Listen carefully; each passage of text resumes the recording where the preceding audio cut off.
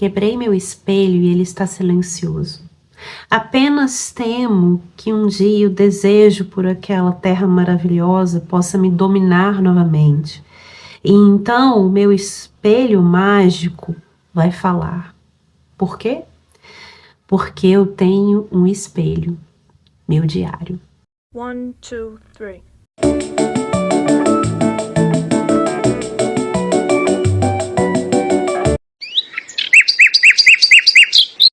Hoje eu falo do primeiro volume dos Diários de Juventude da escritora Anaïs Nin.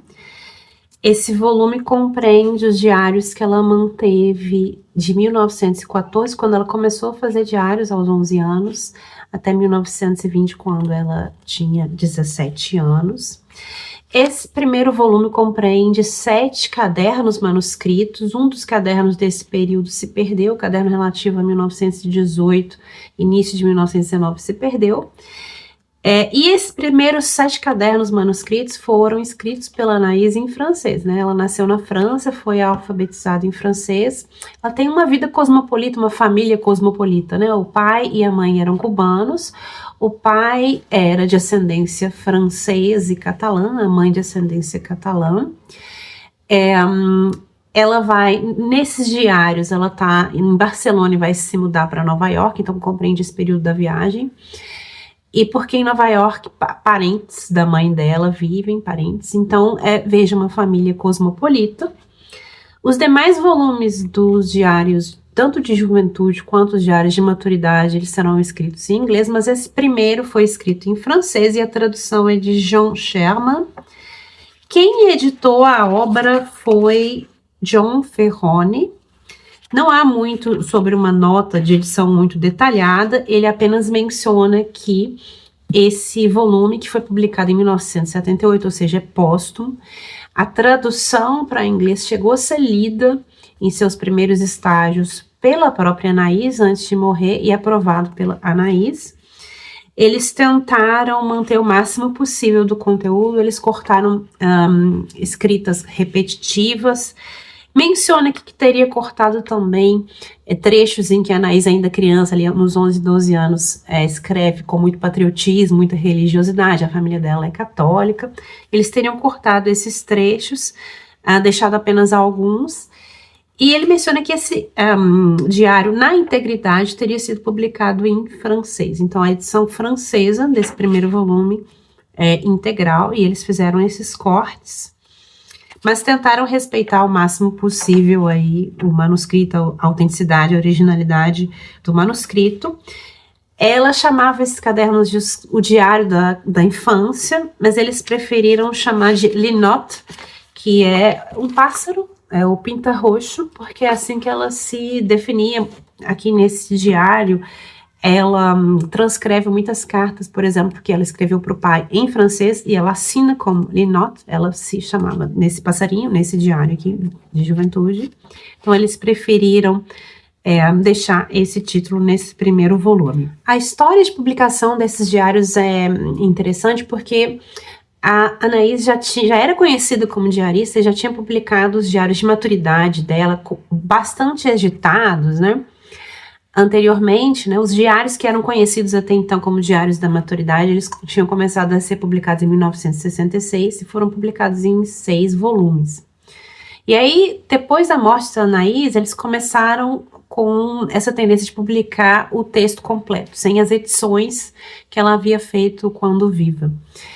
Esses diários da infância, né, da juventude, eles nunca tinham sido publicados, e foram publicados com as pequenas edições aqui mencionadas pelo editor. E há 4 volumes desses diários de juventude, esse aqui é o primeiro, eu pretendo continuar a ler.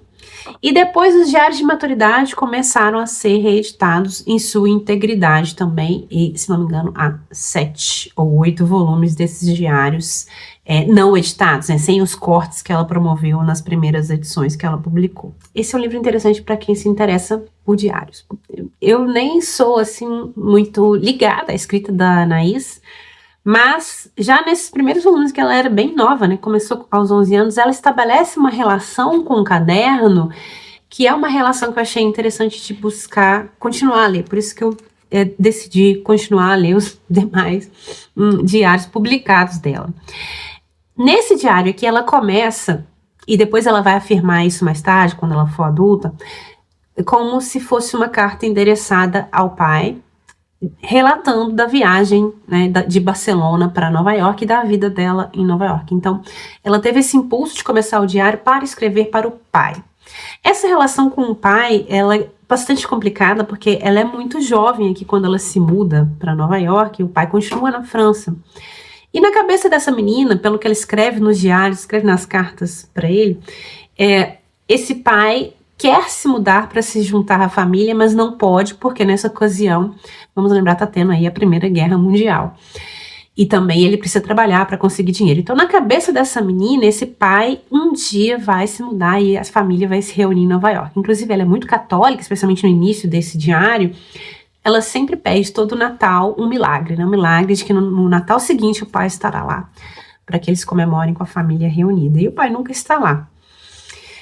E se você sabe um pouco da história da Anaís, começa a ficar um pouco perturbador a forma como essa menina concebe o pai. Porque depois a gente vai descobrindo no próprio diário que ela vai tomando uma consciência um pouco diferente. Não, meus pais se separaram. Ela vai tomando essa consciência que o pai não volta porque ele tomou essa decisão. E a mãe tomou essa decisão. Eles estão separados, né? Esse milagre nunca vai acontecer. Isso, inclusive, é um grande abalo para a fé dela. Nesse diário, ela vai não só escrever sobre a própria vida, vai se dirigir ao diário como se ele fosse um amigo, né? Enfim. Como também ela vai transcrever, como eu já disse, cartas que ela escreveu ao pai e cartas para as amigas, enfim. E quando ela tem cerca de 16 anos, ela recebe uma carta do pai que ele reclama que os irmãos dela, que são irmãos mais novos, não escrevem para ele.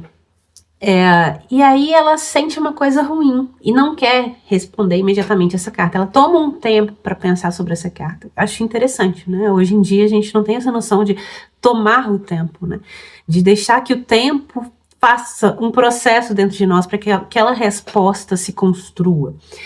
Então ela toma um tempo para responder para o pai e ela escreve uma carta muito sincera dizendo para ele, olha, eles não te escrevem, meus irmãos não te escrevem, eles são irmãos mais novos que ela, porque eles não te conhecem, eles não têm esse sentimento de serem seus filhos, como eu tenho, porque convivi mais com você.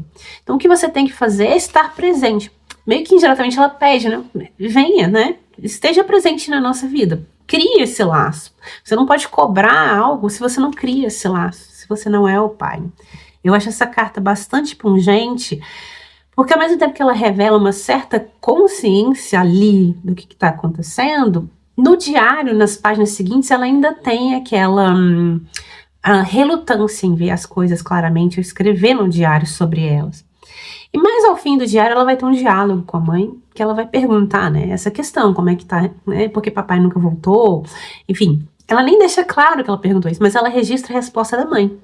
E a resposta da mãe torna a questão tão perturbadora, porque a mãe fala o seguinte, olha, você não se lembra que ele, seu pai, me trancava no quarto para que ele pudesse bater em você?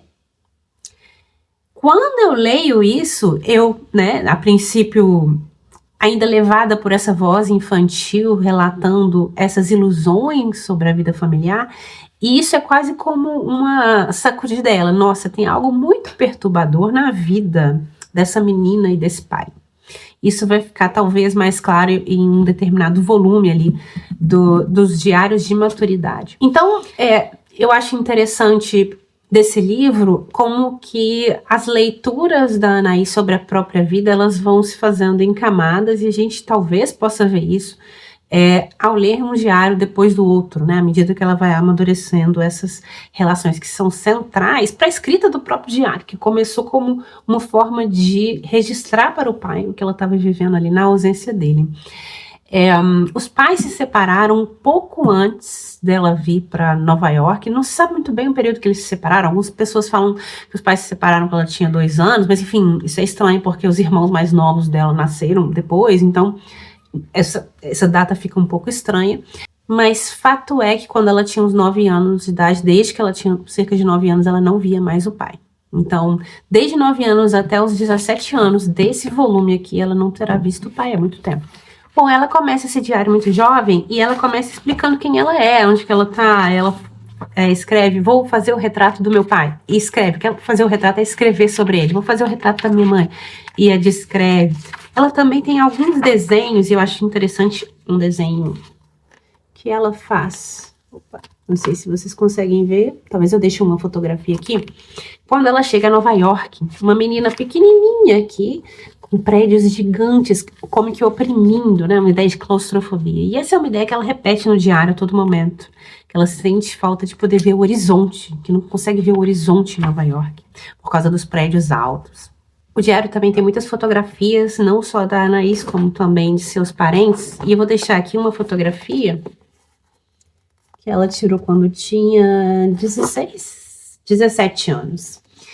Ela menciona essa fotografia no diário porque ela levou um susto quando viu o resultado. Ela não se reconhece como uma menina bonita. Isso é uma questão que está em todo o diário. Ela comenta que ela se acha feia, enfim.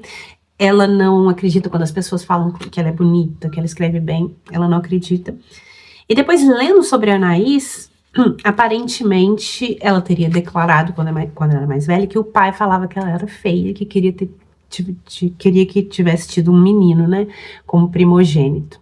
Então, essa informação também dá uma sensação ruim sobre essa relação. Dá uma sensação um tanto perturbadora. E como essa noção de que ela se sentia feia ficou com ela, né, durante toda a juventude, pelo menos nesses diários. E ela levou um susto quando ela viu essa foto aqui, porque ela realmente não se reconheceu como bonita, e aqui ela achou que ela era bonita. Tem muitas fotos dela aqui. O diário começa com ela muito nova, fazendo descrições da família, da forma como vivia, de como foi a viagem de Barcelona para Nova York, das primeiras impressões com relação a Nova York. E ela vai reformular nesses mesmos diários muitas das opiniões que ela tinha sobre as pessoas que ela encontra, principalmente da família da mãe, né? E é interessante ela reformulando isso. Quando ela é muito jovem ali, 11, 13 anos, ela é muito católica. E isso fica bem claro no diário e também muito ligado ao fato de que ele está ocorrendo a Primeira Guerra Mundial e ela se sente francesa, muito nacionalista. E ela fica a todo momento querendo ser uma heroína, né? Se sacrificar para salvar a França, enfim, trazer o pai de volta. Todas essas questões estão ligadas na cabeça dela, é uma coisa só. Ela é muito admiradora, por exemplo, da figura da Joana d'Arc. E ela expressa o desejo assim, eu queria ser homem para poder lutar na guerra, salvar a França, enfim. A gente não tem o volume relativo a 1918, então há um salto para 1919, quando ela já tem lá seus 16 anos. E as preocupações são outras. Ela não gosta de ir para a escola, acha a escola um lugar que ela se sente presa, que ela não consegue estudar do jeito que ela quer estudar, ela só tem que decorar fórmulas. Parece que é uma escola que pune fisicamente os alunos. E ela decide, com a aprovação da mãe, sair da escola e fica ali ajudando a mãe, principalmente nas tarefas domésticas inicialmente, mas o plano é que ela ajude a mãe nos seus negócios. Aparentemente, a mãe trabalhava com compra e venda de produtos de alto luxo ali, americanos para a aristocracia de Cuba, que transparece. E depois a Anaís passa a trabalhar como espécie de secretária da mãe nesse serviço. E é isso que é o primeiro volume, né? Essas atividades dela. Esse volume conta com o prefácio do irmão mais novo dela, que à época da publicação estava vivo. E eu acho interessante uma observação que ele faz de que os eventos descritos nesse primeiro volume vão ser relatados em outras oportunidades do diário da Anaís e vão ser revistos e vão em leituras muitas vezes contraditórias com o relato inicial. Então eu achei isso interessante para a gente pensar também o diário. E ele disse aqui para a gente não ler isso como uma contradição em si, mas com o fato de que a realidade possui muitas camadas e você acessa essas camadas em momentos diferentes da sua vida. Eu achei interessante também para pensar a escrita diarística nesses termos, né, de uma escrita em camadas. É interessante a relação que a Anaís estabelece com o diário nesse primeiro volume, porque o diário é realmente um amigo. Especialmente ali dos 11 aos 13 anos, ela tá muito triste, ela tá com uma espécie de depressão ali, e o diário é um momento que ela se sente feliz e é o lugar onde ela sente liberdade para falar o que tá passando com ela, né? Uma liberdade que ela não necessariamente sente com a mãe, porque ela não quer ver a mãe sofrer, a mãe ali, né, tendo que trabalhar, sustentar 3 crianças sozinha, sem a ajuda do pai. Então, a ideia do diário como um amigo, ou mesmo um confessor para quem ela vem falar suas dificuldades, suas falhas, o que ela vê como pecados, enfim. E cada caderno novo que ela começa, ela faz uma espécie de promessa moral de melhorar. Então não é só começar um caderno, é começar uma vida nova, uma nova página na vida e querer ser uma pessoa moralmente melhor. Ela também menciona que relê frequentemente os diários, quase como sendo livros, né? Ela mantém os diários ali na estante de livros. E reflete sobre como mudou, não só a vida dela, a família dela, mas como ela mudou, seus valores mudaram. Então, é uma escrita muito reflexiva para uma criança, né, uma pessoa muito jovem. Isso é interessante porque ela menciona aqui que ela conhece uma amiguinha, e essa amiga fala que também tem diário. Aí a Anaís fica animada, opa, mais uma pessoa que tem diário.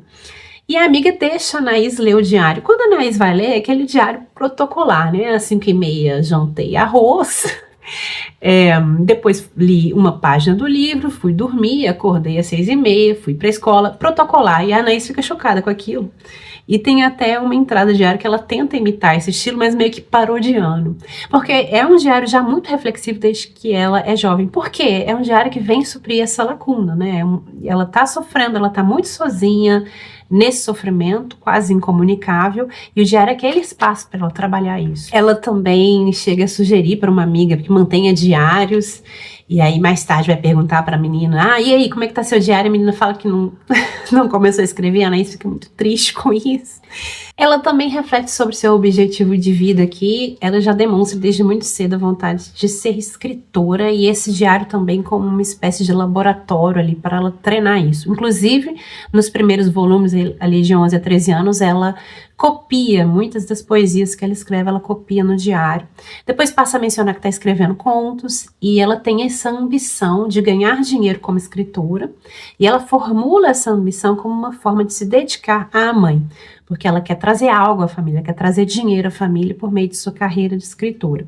Em muitos momentos ela até se define como uma blues talking, né, uma meia azul, uma mulher intelectual, e chega a discutir a questão, né, desse conflito que na mente dela naquele tempo havia entre ser uma mulher intelectual e casar. Porque ela vê que, a partir de um determinado momento, a mãe quer apresentá-la na sociedade cubana, quer arranjar um marido para ela. E ela vê isso a Anaís vê isso com muitos maus olhos, ela quer ser uma mulher intelectual. Por outro lado, é uma menina muito romântica. Ela lê romanções, ela cita, por exemplo, George Sand, e aí os heróis dos romances ela começa a ver ali na cara dos meninos pelos quais ela tem uma quedinha. Tem um menino lá que vira o herói lá do romance que ela tá lendo no momento. Então, ao mesmo tempo que ela sente um certo horror de casar, lembrando que o casamento é tratado aí como uma espécie de profissão para ela, então ela não quer essa profissão, ela quer ser escritora. Ela tem esse horror de casar, mas ela é muito romântica. Ela tem essa vontade de encontrar o que ela chama de a minha sombra, né? Que é o que seria a cara metade dela, ela chama de a minha sombra. E ela tem uma visão muito idealizada sobre esse homem que ela vai amar. E se não for desse jeito que tá na cabeça dela, ela não quer. Tem que ser esse jeitinho bem romântico, bem idealizado do que seria esse amor. E aí ela vê esse amor como algo para o qual ela vai se dedicar completamente e abdicar de tudo.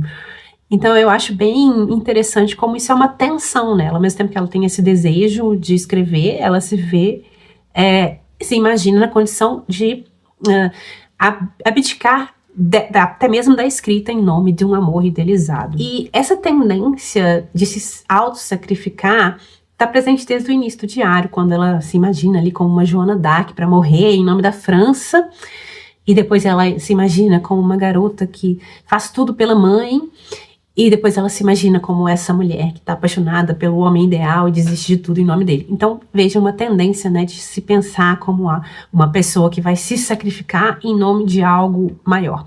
E ela vê a arte, e especificamente a escrita, como esse algo maior, ao qual ela tem acesso, porque ela é uma menina, ela se vê como uma menina diferente, uma menina excepcional, uma escolhida pela arte. Então ela tem mesmo essa visão da arte como algo para o qual você deve se sacrificar completamente. Esses são elementos que eu tenho muita curiosidade de ver como vão se desenvolver à medida que ela amadurece, né? Esse idealismo, essa ideia da arte, né, como algo superior, quase como uma religião a qual ela vai se sacrificar completamente, essa relação um tanto perturbadora com o pai, enfim. Eu tenho, então, interesse de continuar a ler os diários por causa disso, mas especialmente no ponto no qual ela reflete sobre a escrita, diário como um laboratório de escrita e como um laboratório de identidade. Então, ela já começa a fazer essas reflexões nesse diário de juventude, o que me impressionou bastante.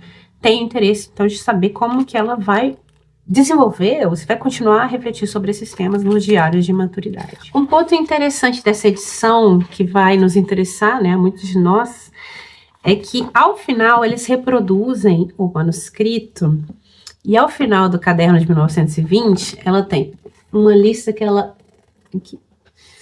intitula como Minha Biblioteca em 1920. Eles não dão uma explicação muito bem o que é isso, eu suponho que são os livros que ela acrescentou à sua biblioteca em 1920, né, que ela adquiriu, e depois os livros que ela leu em 1920, separados por meses. Então, os de janeiro, fevereiro, e aí vai, até o final. Que eu achei interessante também, muitos de nós mantemos esses cadernos de leitura, enfim, de registro, planilhas, e ela mantém isso mesmo. E ela, inclusive, anota aqui os dias que ela levou para ler determinados livros. Então, dezembro, 8 a 9, ela anota aqui desse lado esquerdo. E às vezes, em cima do livro, ou do ladinho do título do livro, ela só anota o título do livro e o nome do autor. E às vezes, em cima, do lado, enfim, ou na margem, ela anota uma pequena observação sobre o que ela achou do livro. Então, tem um livro aqui que eu achei tão interessante. Ela pega o livro na biblioteca, Óperas que toda criança deveria conhecer. Aí ela escreve uma pequena opinião sobre esse livro. Interessante, mas não é bem escrito.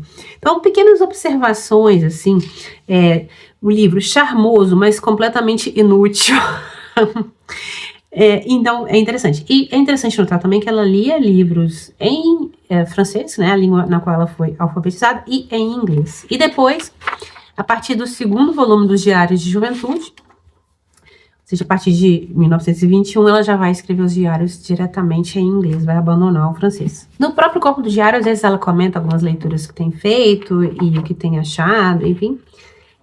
Também é interessante observar isso, mas são muitas leituras datadas, né, da época dela. Alguns permanecem conhecidos até hoje. Ela leu muito George Sand, ela leu Charles Dickens, Edith Wharton. Aí ela coloca também filosofia, leu Platão, leu Pascal, mas muita coisa aqui é um pouco datada, que hoje em dia não é muito reeditada. Ela também anotava, quando ela lia o jornal, alguns números do jornal que ela leu, e também revistas. Achei interessante. Bom, é isso. Eu vou continuar, como eu já disse, a ler essa saga até achar que não faz mais sentido, enfim, mas a princípio, pelos motivos que eu falei, eu achei interessante. Gosto de ler sobre diários, gosto de ler diários, e ela é predominantemente conhecida como uma escritora de diários muito conhecidos. Espero que vocês tenham gostado. Me digam aí se vocês já leram os diários ou a ficção da Anais Nin, que é menos conhecida, né? Ela escreveu também romance, escreveu contos eróticos, mas é menos conhecida pela ficção do que pelos diários. E eu não sei se vocês leram os diários que são editados por ela mesma, ou seja, que teve cortes, né? Ou os diários que não tiveram cortes, que foram editados póstumamente. Quais edições vocês me indicam? Porque as edições dos diários que ela editou são mais curtinhas, mais rápidas de ler, né? Enfim, o que vocês acham? Se vale a pena ler a integralidade ou a versão editada? Não sei o que vocês me recomendam. De toda forma, eu já vi que tem os diários na minha biblioteca, né? Então, já facilita para mim. Esse volume o primeiro volume eu peguei na minha biblioteca também, biblioteca local aqui. Então, pretendo ler os demais também nas versões que eu encontro na biblioteca. É isso. Espero que tenham gostado. Me digam aí se gostam de diários, se indicam outros diaristas famosos, livros sobre diários.